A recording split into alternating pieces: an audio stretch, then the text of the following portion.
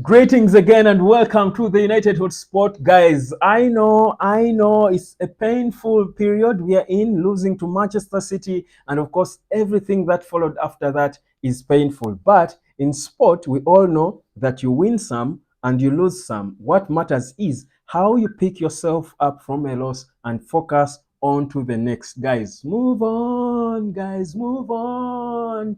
Move on and focus on Everton, who are coming home at Old Trafford. Now, we have not been having the best performances at Old Trafford, to be honest. And the last was a loss, if you do recall, against Fulham. But trust you me, Erik Ten Hag knows well we cannot afford to lose another game at home. The players as well should know, because the reality is there is an ultimatum, we are told, unwritten, that there is an ultimatum. 3 games we lose, we are Erik Ten Hag busts. Now he knows we are supposed to make a reaction in this one. After losing the way we lost in that derby against Man City, we have got to respond. And Everton could be perhaps not the best team to think we can respond against, because I mean they are fighting relegation. They are just 2 points above relegation.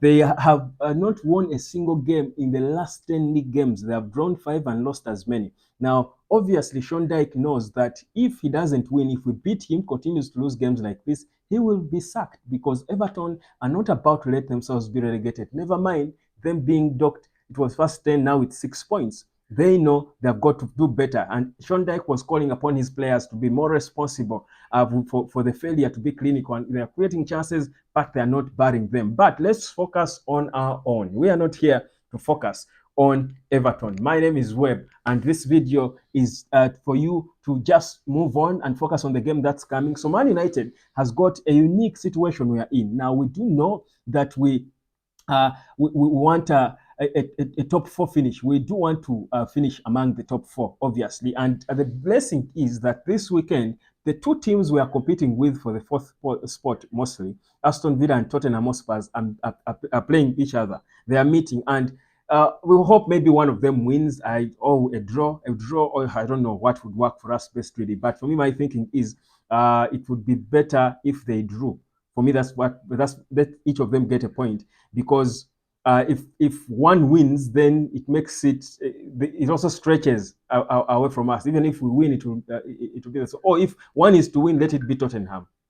Actually, let Tottenham win, not Aston Villa, so that the gap against Tottenham, against Aston Villa is lower, because we are 11 points shy of Aston Villa. So I think a victory for Tottenham would work for us, because if we win ours, then at least we are climbing and narrowing the gap a bit. Very confusing. And you can look at it and tell me what works for us. But the most important thing now for us is not to peep into our neighbor's door and see what's happening there. We need to focus on ourselves, because, boy, we've got a lot to worry about for ourselves. Injuries left, right, and center. There is hope and expectation that Rasmus Højlund could return and be available on the bench maybe for this game. If that is so, I think that would be a huge boost to this team. Harry Maguire as well is expected to return. Marcus Rashford, who was feared injured, could be there as well. We've got so many concerns, and I think Erik Ten Hag has a lot of work to do to try and make it work. But what we need to remember is that the reverse fixture brought us something exciting. The most exciting goal scored in football for a long time was scored in the reverse fixture, that bicycle kick from Alejandro Garnacho. Garnacho has not had the best stats lately, whereas he's a promising player. He's not assisting enough.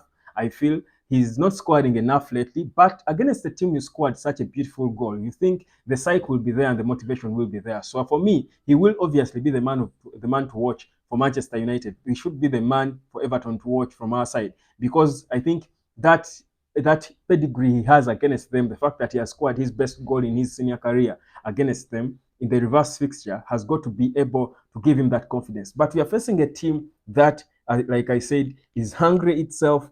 So it's going to be a very, high intensity game, first of all, because Everton will come at you. They're direct, they're playing with intensity. So my expectation is that Erik Ten Hag will try to be organized the way he was against Man City. Perhaps this time with more balance in terms of attack, not just fully concentrating on covering gaps behind. But the point is, he cannot afford to open himself, because even in the reverse fixture, if you do recall, we were lucky because Everton was all over us, but it was because of course, the genius of Kobe Mainu. If you do recall, that was, I think, one of his best games in a United jersey, and yet we had just started. I think it was could have been his first full start in the Premier League. Had it been for the genius of that boy, I think we would have been battered, destroyed. They were all over us. They were all over us. So we are facing this very stubborn team, and we've got to be so careful in terms of how we do approach this game, because we cannot afford, guys. If we lose this one, Erik Ten Hag will not, perhaps might not even see it stay until the end of the season. Now, the sad bit though again is we've lost an important man who has left to join Minnesota, one of Erik Ten Hag's assistants. This guy has been spoken about. Ramsey has been spoken about as one of the secret weapons for Erik Ten Hag and Man United. But he has moved on. He's a young man. I think just about 31 years of age. He's moved on to try and start life as a senior coach. Erik Ten Hag bid him farewell, and his last game was the Man City loss. But that, I think, for me, should not matter. What we need now is players to psych themselves up and be able to come, apply themselves, and give us the best game they can give us. Erik Ten Hag spoke recently in his post-match press conference, I think after Man City, and he said the gap between Man City and Manchester United isn't that big. Isn't that big? That's what he said. And whereas we can't say that about us to feel good. I think the reality is the performance we put on that day, never mind us taking the lead, showed us that the gap is big because of how they dominated everything. Because we knew it was always a matter of time a goal was going to come. So if really the gap isn't that big, we're supposed to show it by beating teams like Everton badly at Old Trafford. And how we play when we're beating a team like Everton too is important. So for me, my point is we've got to, Erik Ten Hag has got now to walk the talk. I think there's been a lot of talking from him especially. I think it's high time if he walked the talk. We need to see Man United performing, playing and winning games of football with ease, with confidence, with application, because we've lacked that for a very long time, for a pretty long time, and it doesn't look good on us at all. So let's see what is going to happen in that game. But when it comes to, and I'll give you more of the team news depending on what we get from one of the coming press conferences before the game. But what for me I like is the fact that this is going to be the early kickoff. So meaning there won't be pressure for us. I think there is no result before we focus on ourselves. We are the first, so we focus on ourselves and do our work. Early kickoffs are usually not very friendly with Man United, I think, historically. But I don't think at this point those, whatever matter. I don't think it does matter. Whether it's the early kickoff or late kickoff, Man United has got to be winning games against teams like Everton at a point like this. So it's going to be an interesting one. But the expectation is that Man United can perform better. There are positives I highlighted in one of my recent videos, I think two of them, that we got from the Man City game. The organization, for me, we need to have a semblance of that organization that has been lacking in this team for a long time. Not as solid, not as rigid as that. We are welcoming back Harry Maguire most likely. If Hoyland as well is there. So if Harry Maguire returns, maybe Johnny Evans did not play the full 90 minutes because he was not fit. But I think we've got to organize. Even doesn't matter which players will be there. Erik Ten Hag's formation is what has got to organize this team if we are going to come out there and play honorably. Win honorably, because for me, a win should be a must. The bookmakers do favor United to win, by the way.